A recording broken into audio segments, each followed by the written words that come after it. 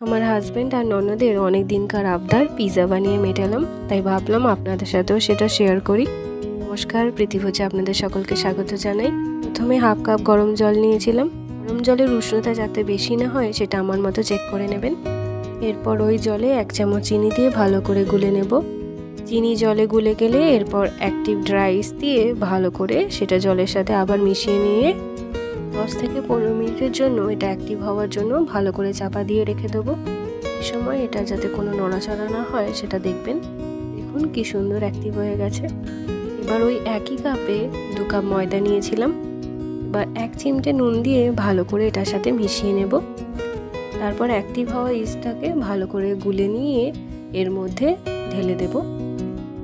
আপনাদের যদি এই জলটা দেওয়ার পরও জলের প্রয়োজন হয় আপনারা গরম জল ইউজ করতে পারেন, আবার যদি ময়দার প্রয়োজন হয় তাহলে আপনারা সেটাও ইউজ করতে পারেন। ময়দাটিকে ভালো করে মাখবেন। ময়দা যত ভালো করে মাখা হবে পিৎজার ব্রেডটা তত ফ্লাফি হবে আর খেতেও ভালো লাগবে। একটা ছোট টিপস, ময়দাটিকে বেশি চটকাবেন না। ডোয়ের যে ধারের অংশগুলো আছে সেগুলোকে সবসময় মিডল পোর্শনে, ডোয়ের যে মাঝখানটা রয়েছে সেইখানে নিয়ে আসার চেষ্টা করবেন।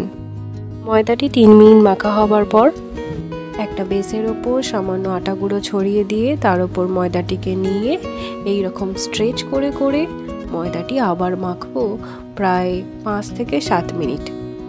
দেখুন আমি আপনাদেরকে প্রসেস দেখিয়ে দিচ্ছি, আপনারা চেষ্টা করবেন এইভাবে মাখার। আমি পিৎজা ব্রেডের ডোটাকে টোটাল 10 থেকে 12 মিনিট ধরে মেখেছিলাম। আমার 5 মিনিট ধরে স্ট্রেচ করে মাখা হয়ে যাওয়ার পর আমি এখানে 1 টেবিল স্পুনের মতো বাটার অ্যাড করেছিলাম। এবার বাটারটাকে ভালো করে ময়দার ডোয়ের সাথে মিশিয়ে দিয়ে আবার 2 মিনিট ধরে এটাকে স্ট্রেচ করে করে মেখে নেব। স্ট্রেচ করে করে মাখার একটাই কারণ হচ্ছে ডোয়ের ওপর কোনো রকম ভাঁজের সৃষ্টি না হয় বা লেয়ার যাতে না চলে আসে, সেই জন্য। ময়দার ডোটাকে বাটার দিয়ে 2 মিনিট মাখার পর দেখবেন ডোয়ের মধ্যে একটা স্মুথ টেক্সচার এসেছে। আমাদের ডো রেডি হয়ে গেছে। এবার এইরকমভাবে আস্তে আস্তে একটা গোল আকৃতি দেব, কোনো রকম ভাঁজ ছাড়াই। ডোটা একেবারে রাউন্ড শেপে চলে এলে এবার একটা পাত্রের মধ্যে ওটা রেখে দিয়ে সামান্য তেল মাখিয়ে রেখে দেবো যাতে না এর মধ্যে কোনো ড্রাইনেস আসে। এই ডোটাকে এবার 1 থেকে 1.5 ঘন্টার জন্য চাপা দিয়ে রেখে দেবো। আপনারা চাইলে এটা মাইক্রোওভেনের মধ্যেও রাখতে পারেন। ডোটা 1.5 ঘন্টার মতো চাপা দেওয়া ছিল।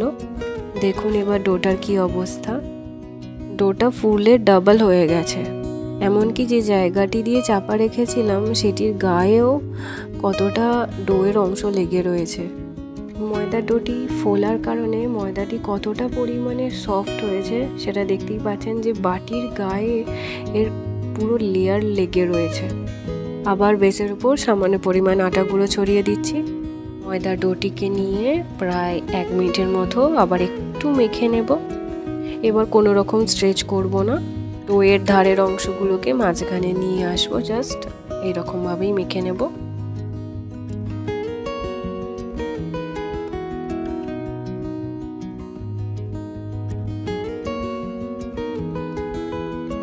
প্রায় 1 মিনিটের মতো মাখা হয়ে যাওয়ার পর ডোটিকে ছুরির সাহায্যে মাঝখান দিয়ে আধখানা করে দেব।